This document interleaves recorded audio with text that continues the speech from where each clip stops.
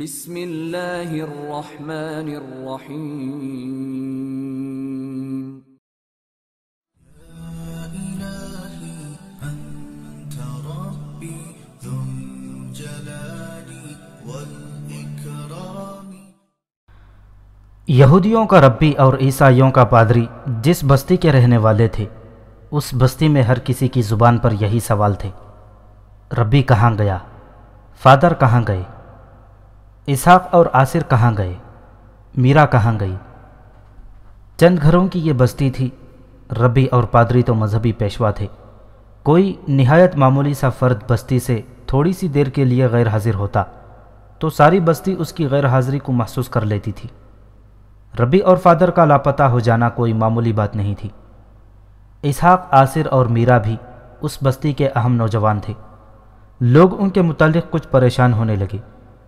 ایک صبح ایک مجذوب سا آدمی جس نے سبز چوغا پہن رکھا تھا اور سر پر سبز پگڑی لپیٹی ہوئی تھی، بستی میں داخل ہوا۔ وہ حق ہو کہ دھماکہ خیز نعرے لگا رہا تھا۔ اس کی داڑھی بہت لمبی تھی، سر کے بال بھی اتنے لمبے کہ شانوں سے نیچے چلے گئے تھے، اور اس کی آنکھیں گوشت کی طرح سرخ تھیں۔ وہ بستی کے وسط میں جا کر رک گیا۔ پہلے بچے اس کے ارد گرد اکٹھے ہو گئے، پھر دوسرے لوگ بھی اس کے قریب آنے لگے۔ کچھ نہیں رہے گا، اس نے دایاں ہاتھ آسمان کی طرف کر کے کہا۔ سب گم ہو جائیں گے، کچھ نہیں رہے گا، نام و نشان مٹ جائے گا، مانو اسے جو روشنی دکھاتا ہے، حق ہو۔ وہ توہم پرستی اور ذہنی پسماندگی کا زمانہ تھا۔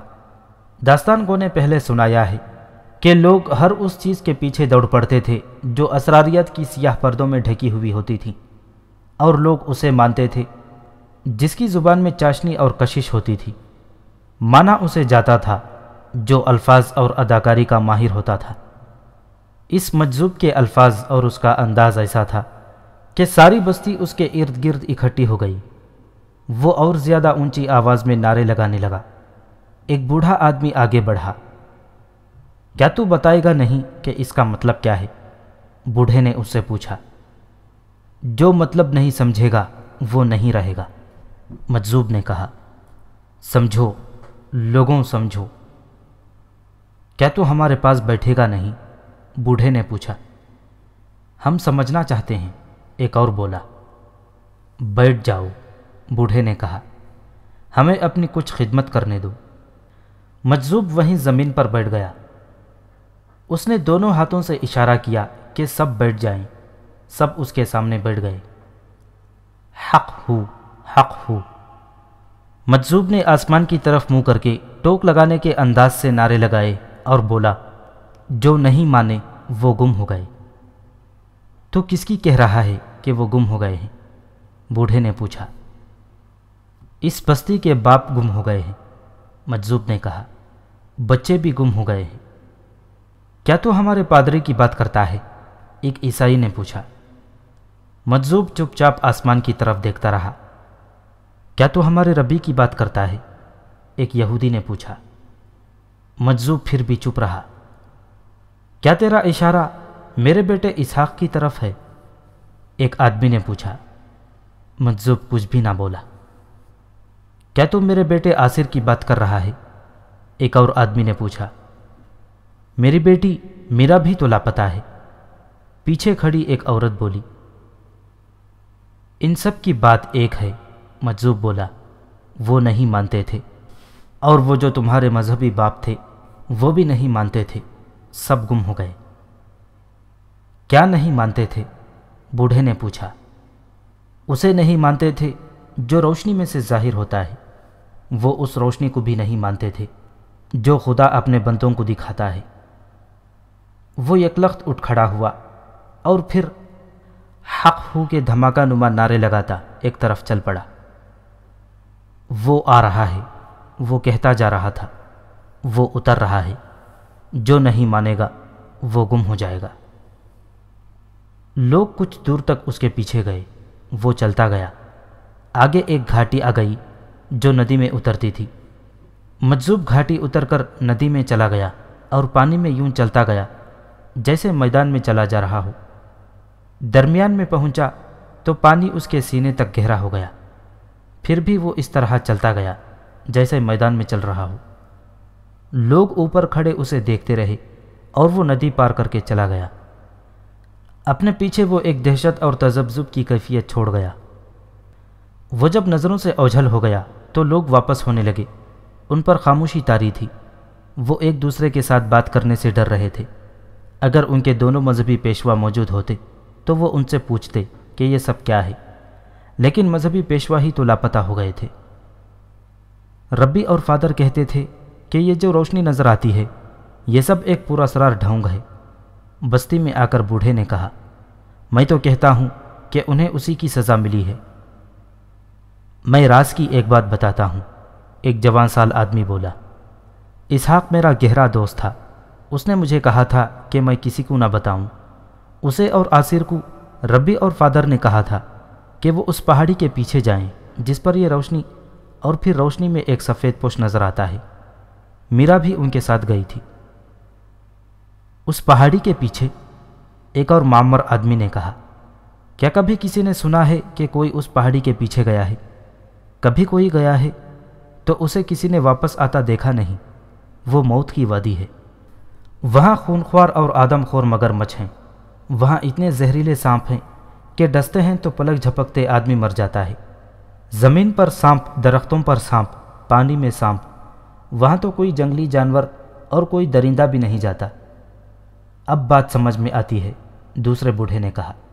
اگر روشنی انسان دکھاتے اور روشنی میں ظاہر ہونے والا سفید پوش بھی انسان ہے تو وہ اس پہاڑی پر جاتے کدھر سے ہیں؟ نہیں، وہ انسان نہیں ہو سکتے۔ میں مانتا ہوں، ایک اور آدمی بولا، وہ انسان نہیں ہو سکتے۔ کیا تم نے سنا نہیں کہ جس سانپ کی عمر 100 سال ہو جاتی ہے وہ انسان کے روپ میں آ جاتا ہے؟ میں کہتا ہوں یہ انسانوں کے روپ میں سانپ ہیں، اور روشنی میں وہ جو سفید پوش نظر آتا ہے وہ شیشناگ ہوگا۔ کچھ لوگوں نے اس آدمی کی طرف ایسی نظروں سے دیکھا جن میں تائید تھی اور خوف بھی۔ لوگ کہتے ہیں کہ یہ ایک اور نبی ہے، معمر آدمی نے کہا۔ اسے صرف ہم ہی نہیں دیکھ رہے، یہ ہزارہ لوگ اتنی دور دور سے آ کر اسے دیکھ رہے ہیں۔ وہ ظاہر ہوتا ہے تو سب سجدے میں چلے جاتے ہیں۔ تم نے وہاں درویش صورت انسان دیکھے ہوں گے، وہ بھی سجدہ ریز ہو جاتے ہیں۔ یہ سمجھ لو کہ یہ کوئی نیا عقیدہ یا نیا پیغام آ رہا ہے، اس کی کوئی مخالفت نہ کرے ورنہ پوری بستی کو نقصان ہوگا۔ یہ کیفیت صرف اس بستی کی ہی پیدا نہیں ہوئی تھی کہ لوگ خوفزدہ بھی تھے اور آنے والے کے منتظر بھی۔ اس علاقے میں جتنی بستیاں تھیں ان سب میں یہی کیفیت تھی۔ یہ مجذوب جو اس بستی میں گیا تھا کئی اور بستیوں میں گیا اور اپنے مخصوص مجذوبانہ انداز میں یہ خبر سناتا گیا کہ ایک عیسائی اور ایک یہودی مذہبی پیشوا نے روشنی والے کے خلاف بات کی تھی اور دونوں کو آسمان کی غیر مرئی مخلوق اٹھا کر لے گئی ہے۔ اور ایک روز وہ زمین پر اتر آیا۔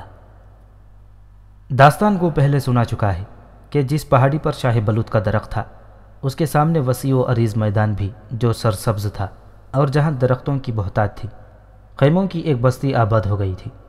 یہ قبیلوں کے سرکردہ افراد اور سرداروں کے خیمے تھے۔ ہزاروں لوگ کھلے آسمان کے نیچے وہاں موجود رہتے تھے۔ ایک صبح لوگ جاگے تو انہوں نے دیکھا کہ پہاڑی کے دامن میں جو ٹیکری تھی اس پر پلنگ کی طرح کا ایک تخت رکھا تھا۔ اس کے پائے رنگین اور خوشنما تھے، اس پر بڑا قیمتی قالین بچھا ہوا تھا۔ ٹیکری ہری بھری تھی، تخت کے دائیں بائیں اور پیچھے درخت تھے، ان درختوں کے ساتھ پھولدار بیلیں باندھ کر خوشنما چھت بنا دی گئی تھی۔ لوگوں نے دیکھا تو آہستہ آہستہ اس کی طرف چل پڑے۔ وہاں ابھی کوئی آدمی نظر نہیں آ رہا تھا۔ جب لوگ قریب پہنچے تو ٹیکری پر ایک آدمی نمودار ہوا۔ وہ عقب سے اوپر چڑھتا آ رہا تھا، اس کے ایک ہاتھ میں برچھی اور دوسرے ہاتھ میں سبز جھنڈا تھا۔ اس کا لباس شاہی چوبیداروں جیسا تھا۔ تخت کے ایک طرف سے گزرتا وہ تخت سے آگے آ کر لوگوں کی طرف منہ کر کے کھڑا ہو گیا۔ اس نے جھنڈا ٹیکری پر گاڑ دیا۔ وہ جو مسجود برحق ہے آ رہا ہے، چوبیدار نے بڑی ہی بلند آواز میں اعلان کیا۔ خوش نصیب ہو تم کہ وہ تمہارے سامنے آ رہا ہے، وہ آئے تو سجدے میں چلے جاؤ۔ لوگوں پر سناٹا طاری ہو گیا۔ قبیلوں کے سردار آگے آ جاؤ، چوبیدار نے اعلان کیا۔ سرکردہ آدمی سب سے آگے آ کر بیٹھ جاؤ۔ لوگوں میں سے کئی ایک آدمی آگے چلے گئے اور بیٹھ گئے۔ ان کے لباس اور رنگ ڈھنگ بتا رہے تھے کہ وہ سرکردہ افراد ہیں۔ ہوا کچھ تیز چل رہی تھی۔ ٹیکری پر 6 آدمی نمودار ہوئے۔ ان کے لباس معمولی سے تھے، وہ ملازم لگتے تھے۔ ہر ایک نے ایک ایک دیگچہ نما برتن اٹھا رکھا تھا۔ وہ ٹیکری اتر آئے اور ہجوم کے اس پہلو کی طرف چلے گئے جدھر سے ہوا آ رہی تھی۔ انہوں نے یہ برتن تھوڑے تھوڑے فاصلے پر رکھ دیے۔ یہ لوگوں سے دور رکھے گئے تھے۔ پھر ان میں آگ لگا دی گئی، لیکن شعلہ کسی میں سے بھی نہ نکلا۔ ہر برتن میں سے ہلکا ہلکا دھواں اٹھنے لگا۔ ہوا کا رخ لوگوں کی طرف تھا، اس لیے یہ دھواں ہجوم میں سے گزرنے لگا۔ وہ آدمی وہیں کھڑے رہے۔ خدا کی رحمتیں نازل ہو رہی ہیں۔ ٹیکری سے چوبیدار کی آواز آئی۔ لوگوں نے ایسی خوشبو محسوس کرنی شروع کر دی جو انہوں نے پہلے کبھی نہیں سونگھی تھی۔ پرکیف اور روح پرور خوشبو تھی۔ یہ اس دھوئیں کی خوشبو تھی جو برتنوں سے اٹھ رہا تھا۔ نقارہ بجنے لگا اور اس کے ساتھ 3-4 شہنائیوں کی لے ابھری۔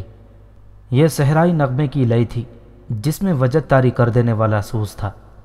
تخت کے عقب سے ایک آدمی ابھرنے لگا جو ایک شاہانہ کرسی پر بیٹھا تھا۔ کرسی اس آدمی کو اٹھائے اوپر ہی اوپر اٹھتی آ رہی تھی۔ پھر 4 آدمیوں کے سر ابھرے اور فوراً ہی یہ 4 آدمی پورے اوپر آ گئے۔ کرسی بڑی تھی اور چوڑی بھی تھی۔ ان 4 آدمیوں نے کرسی کو اپنے کندھوں پر اٹھا رکھا تھا۔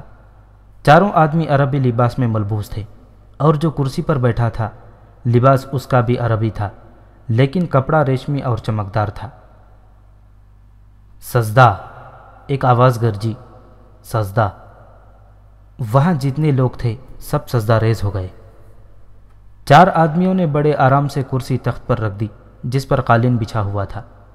کرسی پر جو بیٹھا ہوا تھا وہ بادشاہ لگتا تھا۔ داڑھی سلیقے سے تراشی ہوئی تھی۔ اس کے چہرے کا رنگ سفیدی مائل گندمی تھا۔ نقش و نگار میں مردانہ حسن، آنکھوں میں ایک ایسی چمک اور ایسا تاثر کہ کوئی بڑی مضبوط شخصیت والا ہی اس کی آنکھوں کا سامنا کر سکتا تھا۔ زیر لب تبسم چہرے کی جاذبیت میں اضافہ کرتا تھا۔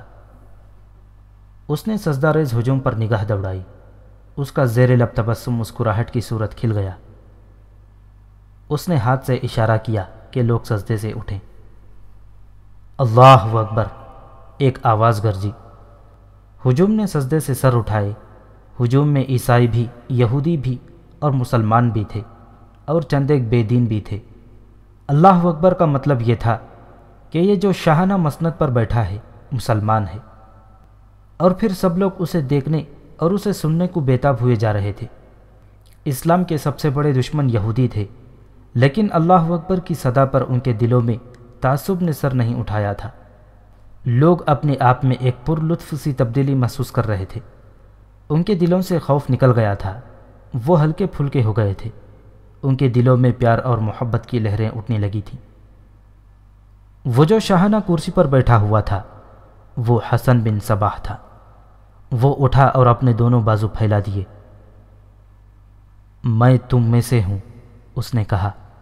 میری روح اس نور سے پیدا ہوئی ہے جو تم شاہ بلوط کے درخت میں دیکھتے رہے ہو۔ میں تم میں سے ہوں۔ مجھے خدا نے اپنا ایلچی منتخب کیا ہے۔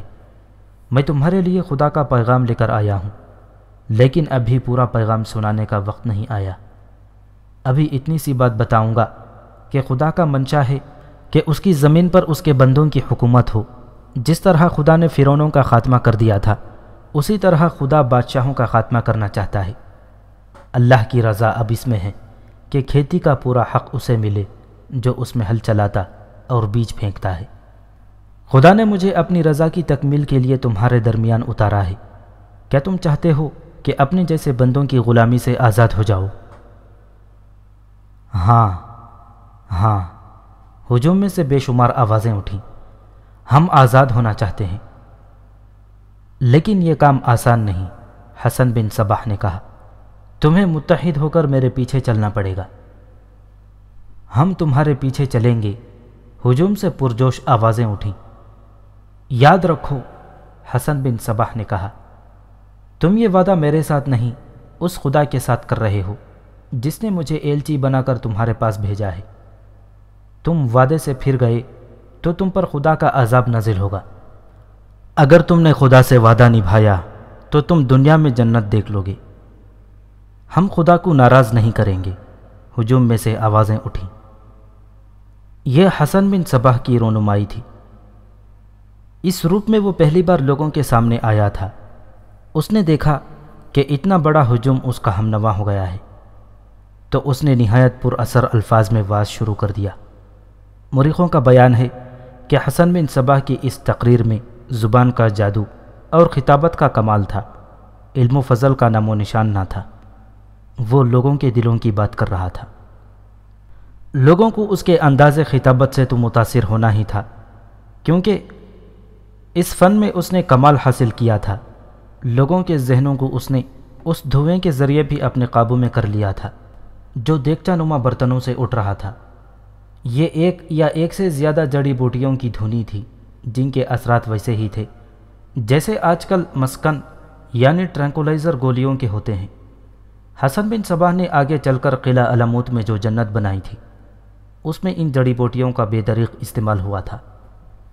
بعض مورخوں نے یہی لکھا ہے کہ اس نے ہجوم پر اس دھنی کا نشہ طاری کر دیا تھا، لیکن دو مورخوں نے لکھا ہے کہ وہاں پانی کے بہت سے مٹکے رکھ دیے گئے تھے جن میں تھوڑا سا سرور پیدا کرنے والی دوائی ملا دی گئی تھی، اور لوگوں سے کہا گیا تھا کہ اس پانی میں آب کوثر ملا ہوا ہے، سب یہ پانی پئیں۔ لوگوں پر اس پانی نے ایسا نشہ طاری کر دیا تھا کہ ان کے ذہن حسن بن صباح کے ایک ایک لفظ کو دل و جان سے قبول کرتے جا رہے تھے۔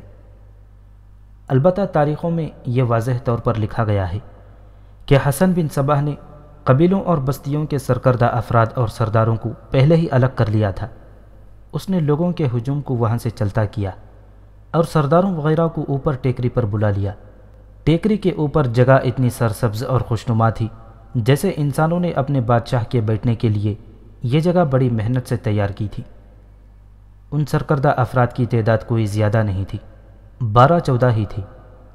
انہوں نے حسن بن صباح کے سامنے جا کر اس طرح تنظیم دی کہ رکوع کی حالت میں چلے گئے۔ ان میں سے کسی ایک نے بھی یہ دیکھنے کی ضرورت محسوس نہ کی کہ یہ کوئی انسان ہے یا آسمان سے اتری ہوئی مخلوق ہے یا یہ کوئی فریب کار ہی تو نہیں۔ یہ سب اسے مرعوب ہو گئے تھے۔ پہلے بیان ہو چکا ہے کہ جڑی بوٹیوں کی دھنی کے ذریعے لوگوں کے ذہنوں پر قبضہ کیا گیا تھا، لیکن حسن بن صباح کے پاس لوگوں پر چھا جانے کا ایک اور ذریعہ اور بھی تھا۔ یہ تھا سحر یعنی جادو۔ اس کے استاد اور پیر و مرشد نے اسے سحرکاری کی خصوصی تربیت دی تھی۔ بعض مورخوں نے وثوق سے لکھا ہے کہ حسن بن صباح نے لوگوں کے ہجوم پر نظر ڈالی تو تمام کا تمام ہجوم ہپنوٹائز ہو گیا تھا۔ سردار وغیرہ اوپر گئے تو وہ بھی ہپنوٹائز کر دیے گئے۔ اسے اجتماعی ہپنوٹزم کہا جاتا ہے۔ حسن بن صباح کی ابلیسیت کی داستان کو بعض لوگ محض افسانہ سمجھتے ہیں۔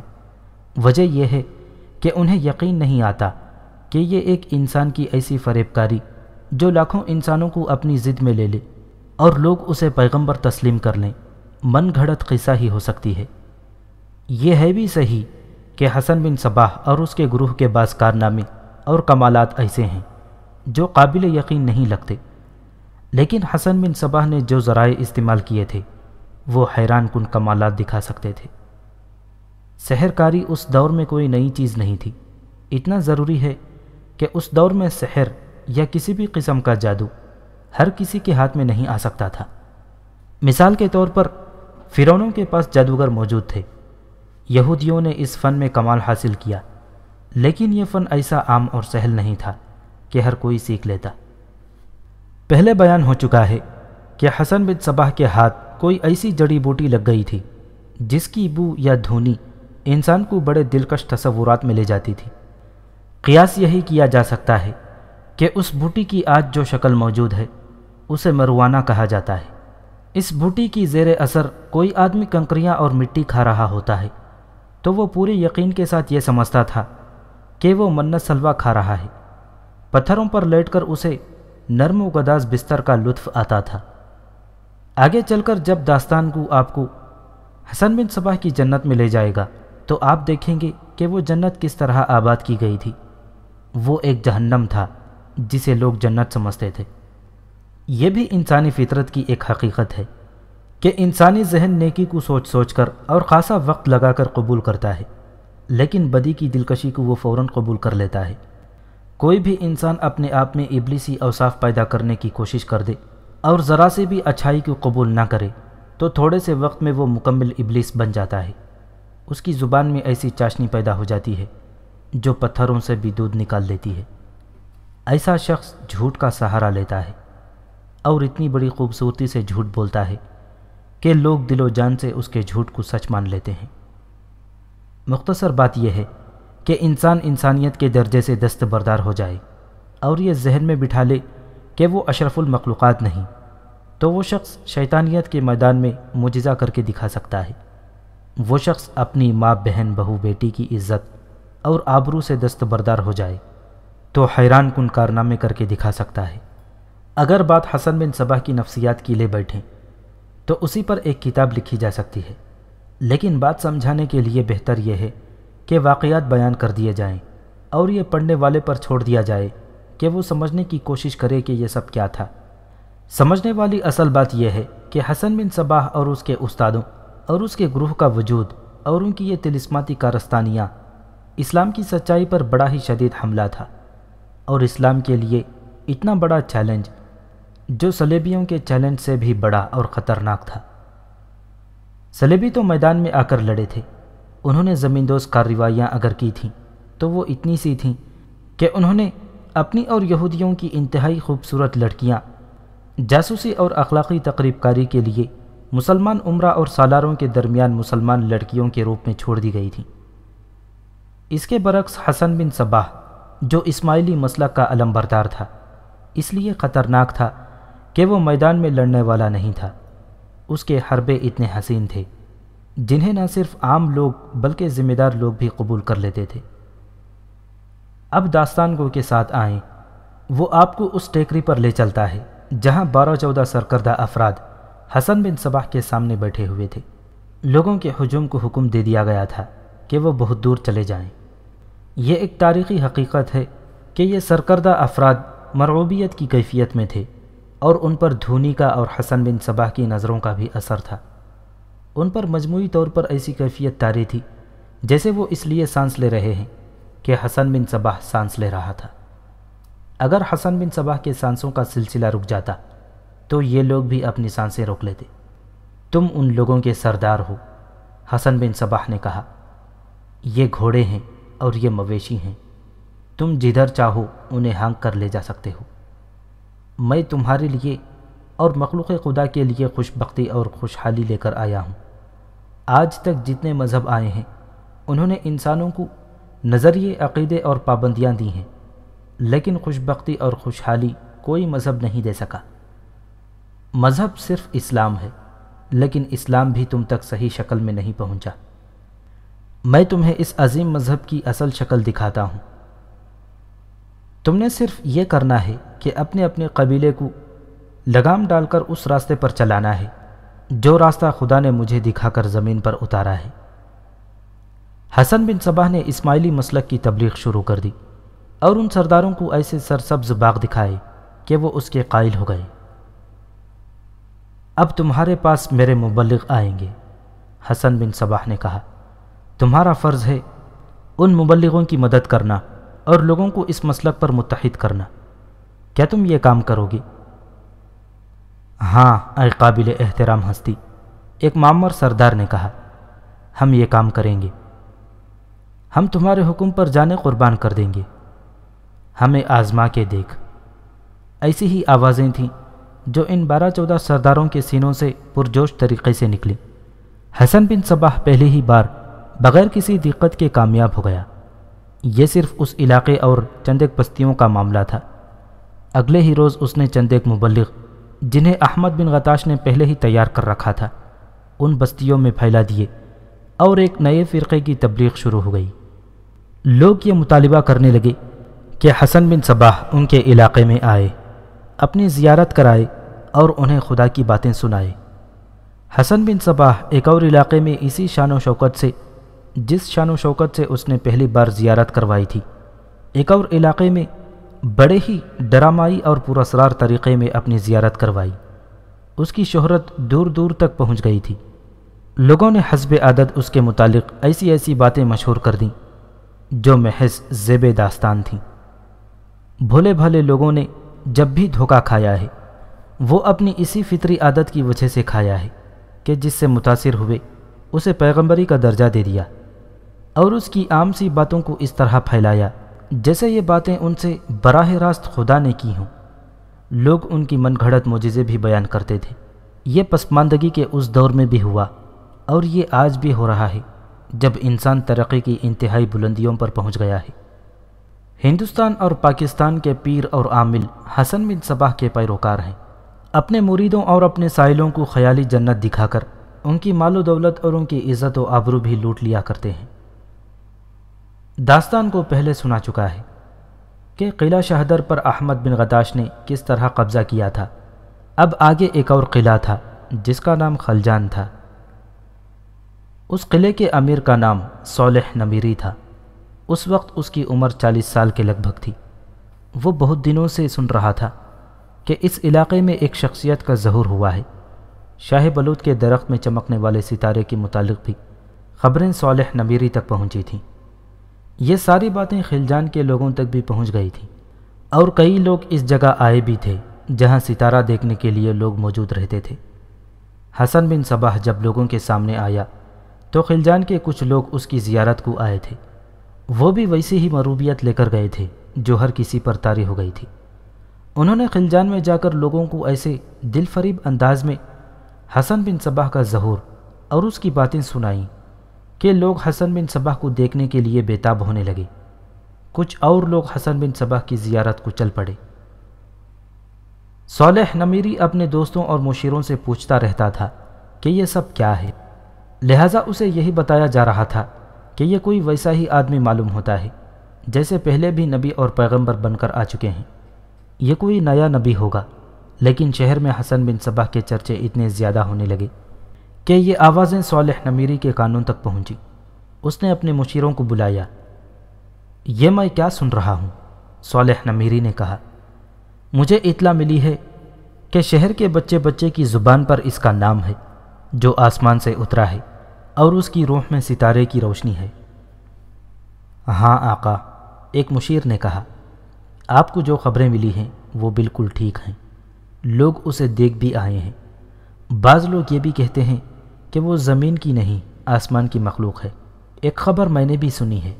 محفل میں بیٹھے ہوئے ایک اور آدمی نے کہا، میں نے سنا ہے کہ اس کے مبلغ اس سارے علاقے میں پھیل گئے ہیں، اور میں نے یہ بھی سنا ہے کہ اس کے 2-3 مبلغ کل یہاں بھی پہنچ رہے ہیں۔ خیال رکھو، صالح نمیری نے حکم کے لہجے میں کہا، یہ مبلغ آئیں تو انہیں سیدھا میرے پاس لے آؤ۔ شہر کا کوئی شخص ان مبلغوں کو اپنے گھر میں جگہ نہ دے۔ بہتر ہے اعلان کرا دو کہ مبلغ سب سے پہلے والی قلعہ سے ملے بغیر کسی سے بات نہ کرے۔ حکم کی تعمیل ہوگی آقا، اس آدمی نے کہا۔ ہم خود بھی ان مبلغوں کو لوگوں سے دور رکھنا چاہیں گے۔ پہلے یہ دیکھ لینا ضروری ہے کہ یہ ہیں کون اور یہ کس عقیدے اور کس مسلک کی تبلیغ کر رہے ہیں۔ یہ اسلام کا ہی کوئی اور فرقہ پیدا ہو گیا ہوگا، صالح نمیری نے کہا۔ میں تمہیں سختی سے کہتا ہوں کہ کسی اور فرقے کو سر اٹھانے کی اجازت نہیں ہوگی۔ اسلام چھوٹے چھوٹے فرقوں میں تقسیم ہوتا جا رہا ہے اور سلطنت اسلامیہ چھوٹی چھوٹی بادشاہیوں میں تقسیم ہوتی جا رہی ہے۔ مجھے جانتے ہو کہ میں بڑی سختی سے اہل سنت ہوں۔ مجھے یہ دیکھ کر یہ خوشی ہوتی ہے کہ سلجوقیوں نے اسلام کی گرتی ہوئی عمارت کو سہارا دے دیا ہے۔ ان کی سلطنت میں کوئی شخص سنی عقیدے کے خلاف بات بھی نہیں کر سکتا۔ مجھے ایک شک یہ بھی ہے کہ اسماعیلی درپردہ اپنے فرقے کی تبلیغ کر رہے ہیں۔ یہ ہم سب کا فرض ہے کہ اس تبلیغ کو روکیں۔ ہاں آقا، مشیر نے کہا، ہم اسلام کی صداقت اور اسلام کی اصل روح کو قائم رکھنے کے لیے اپنی جان و مال قربان کر دیں گے۔ ہماری کمزوری یہ ہے کہ ہمارے پاس فوج نہیں۔ ہم فوج کیسے رکھ سکتے ہیں؟ صالح نمیری نے کہا، فوج کو کھلائیں گے کہاں سے اور اسے تنخواہ کہاں سے دیں گے؟ ہم نے کسی سے لڑنا نہیں اگر ہم پر حملہ ہو گیا تو سلجوقی ہماری مدد کو پہنچیں گے۔ یہ بھی ذہن میں رکھو کہ کسی نئے عقیدے یا باطل نظریے کو تلواروں اور برچھیوں سے نہیں روکا جا سکتا۔ باطل کی تبلیغ کا جواب حق کی تبلیغ سے ہی دیا جا سکتا ہے۔ اگر بہت سے لوگ سچ بولنے کے عادی ہوں تو ایک جھوٹا آدمی فوراً پکڑا جاتا ہے اور اس کا جھوٹ نہیں چل سکتا۔ ان مبلغوں کو آنے دو اور انہیں سیدھا میرے پاس لے آؤ۔ دوسرے ہی دن صالح نمیری کو اطلاع ملی کہ 2 مبلغ آ گئے ہیں۔ اس نے انہیں اسی وقت اندر بلا لیا۔ ان کے ساتھ صالح نمیری کا اپنا ایک اہلکار تھا۔ مبلغوں کی وضع قطع شریفانہ اور پروقار تھی۔ چال ڈھال اور بات چیت سے وہ خاصے معزز لگتے تھے۔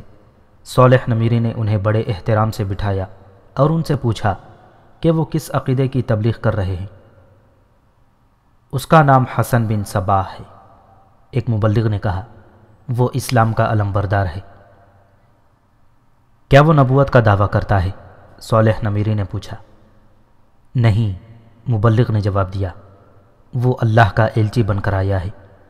وہ پہلے ایک ستارے کی طرح شاہ بلوط کے درخت میں چمکتا رہا، پھر آسمان کی ایک روشنی میں اس کا ظہور ہوا اور ایک روز وہ زمین پر اتر آیا۔ میری ایک بات غور سے سن لو، صالح نمیری نے کہا۔ جس علاقے میں تم تبلیغ کرتے پھر رہے ہو اور جس علاقے میں تمہارے خدا کے اس ایلچی کا ظہور ہوا ہے، اس علاقے پر میرا کوئی عمل دخل نہیں، لیکن ایک اہل سنت مسلمان کی حیثیت سے میں خدا کے اس ایلچی کا راستہ روکنے کی پوری کوشش کروں گا۔ اس وقت تم دونوں کے لیے میرا حکم یہ ہے کہ اس شہر میں جس طرح داخل ہوئے تھے اسی طرح اس شہر سے نکل جاؤ۔ کبھی کوئی نبی یا خدا کا کوئی ایلچی شاہ بلوط کے درخت کے ذریعے آسمان سے نہیں اترا۔ نبوت کا سلسلہ رسول اکرم صلی اللہ علیہ وسلم پر ختم ہو چکا ہے۔ اگر تم یہ کہو کہ یہ حسن بن صباح کوئی درویش دانشور عالم ہے تو میں آگے بڑھ کر اس کا استقبال کروں گا۔ امیر قلعہ، ایک مبلغ نے کہا، اگر آپ صرف ایک بار تھوڑی سی دیر کے لیے اسے مل لیں تو آپ کا شک رفع ہو جائے گا۔ یہ تو ہم کہہ رہے ہیں کہ وہ خدا کا ایلچی ہے، ہم اس کے اس پیغام سے متاثر ہوئے ہیں جو اس نے ہمیں دیا ہے۔ وہ مسلمان ہے اور اہل سنت ہے۔ ہو سکتا ہے آپ انہیں ملیں تو آپ کو صحیح اندازہ ہو جائے گا کہ یہ کوئی دانا عالم ہے یا اس کے دل و دماغ میں کوئی باطل نظریہ ہے۔ اور یہ بھی ہو سکتا ہے، دوسرا مبلغ بولا، آپ جیسا عالم اور دانشمند امیر قلعہ اس کے ساتھ گفتگو کرے تو ہمیں بھی اس کی اصلیت معلوم ہو جائے گی۔ ہو سکتا ہے ہم ہی غلطی پر ہوں اور ویسے ہی اس کی شخصیت سے متاثر ہو گئے ہوں۔ کیا وہ یہاں آئے گا؟ صالح نمیری نے پوچھا۔ شاید نہیں، ایک مبلغ نے جواب دیا، ہم ابھی چلے جاتے ہیں اور ان سے بات کر کے آپ کو بتائیں گے کہ وہ آپ کے پاس آئیں گے یا آپ کو ان کے پاس جانا پڑے گا۔ اگر وہ آپ کو کسی جگہ بلائیں تو کیا آپ وہاں آ جائیں گے؟ ہاں، صالح نمیری نے کہا، میں آؤں گا۔ دونوں مبلغ چلے گئے۔ ان دنوں حسن بن صباح قلعہ شاہدر میں رہتا تھا۔ شاہدر میں بھی وہ لوگوں کے سامنے خدا کے ایلچی کے روپ میں آ گیا تھا۔ دونوں مبلغ ایک دن اور ایک رات کی مسافت طے کر کے شاہدر پہنچے اور حسن بن صباح سے ملے۔ یہ مبلغ اس کے اپنے گروہ کے آدمی تھے، انہیں خصوصی تربیت دی گئی تھی۔ انہوں نے حسن بن صباح کو خلجان کے امیر قلعہ صالح نمیری کی باتیں سنائیں اور بتایا کہ وہ اسے ملنا چاہتا ہے۔ میں اسے ملوں گا، حسن بن صباح نے کہا۔ میں صالح نمیری کو کچھ جانتا ہوں، پاس بیٹھے ہوئے احمد بن قتاش نے کہا۔ اکھڑ سا آدمی ہے اور بڑا پکا اہل سنت ہے، وہ ذرا مشکل سے ہی مانے گا۔ استاد محترم، حسن بن صباح نے کہا، آپ کیا کہہ رہے ہیں؟ کیا آپ یہ سمجھتے ہیں کہ میں اس کے اکھڑپن کو توڑ نہیں سکوں گا؟ میں تمہاری حوصلہ شکنی نہیں کر رہا حسن، احمد بن قتاش نے کہا۔ میں یہ کہہ رہا ہوں کہ یہ شخص ایک پتھر ہے جسے ذرا طریقے سے ہی توڑنا پڑے گا۔ آپ نے اچھا کیا کہ مجھے بتا دیا، حسن بن صباح نے کہا۔ مجھے یہ معلوم ہونا چاہیے کہ یہ کس قسم کا آدمی ہے۔ ہمیں اس شخص کی نہیں بلکہ اس کے قلعے کی ضرورت ہے۔ مجھے پوری امید ہے کہ میں خلجان کا قلعہ اور یہ پورے کا پورا شہر آپ کی جھولی میں ڈال دوں گا۔ اسے ملو گے کہاں؟ احمد بن قتاش نے پوچھا۔ نہ میں اسے یہاں ملوں گا نہ اس کے پاس جاؤں گا، حسن بن صباح نے کہا، میں اسے چشمے پر ملوں گا جہاں میں دوسری بار لوگوں سے ملا تھا۔ وہ علاقہ بہت ہی سرسبز اور روح افزا تھا۔ وہاں ایک چشمہ تھا اور چھوٹی سی ایک جھیل تھی۔ پانی اتنا شفاف کہ تہہ میں پڑی ہوئی کنکریاں بھی نظر آتی تھیں۔ چشمے کے ارد گرد تھوڑا سا کھلا میدان تھا جس میں مخمل جیسی قدرتی گھاس تھی۔ چشمے کی نمی کی وجہ سے وہاں پھولدار پودوں کی بہتات تھی۔ بعض پھول بھینی بھینی خوشبو دیتے تھے۔ ذرا پیچھے ہٹ کر چھوٹی چھوٹی ٹیکریاں تھیں، وہ اونچی نیچی گھاس میں ڈھکی ہوئی تھیں۔ ان ٹیکریوں پر بڑے خوبصورت درخت تھے۔ بڑے خوشنما درخت چشمے کے ارد گرد بھی تھے۔ یہ چھوٹا سا خطہ اس قدر دل نشین اور عطربیز تھا کہ جام بلب مریض بھی وہاں جا کر اپنے وجود میں روحانی تازگی محسوس کرتا تھا۔ حسن بن صباح اس جگہ آ چکا تھا اور اسے یہ جگہ بہت ہی اچھی لگی تھی۔ اس نے احمد بن غطاش سے کہا کہ اس جگہ وہ بڑے خیمے لگا دے اور کھانے پینے کا انتظام بھی وہیں کر دے۔ اس نے بتایا کہ خیمے کس ترتیب میں گاڑے جائیں۔ یہ جگہ شہدر سے کم و بیش 30 میل دور تھی۔ وہاں سے خلجان بھی کچھ اتنا ہی دور تھا۔ احمد بن غطاش نے اسی وقت خیمے اور دیگر ساز و سامان وہاں تک پہنچانے کا انتظام کر دیا۔ تمام سامان اونٹوں پر لاد کر بھیج دیا گیا۔ رات کے وقت حسن بن صباح گھوڑے پر سوار ہو کر روانہ ہو گیا۔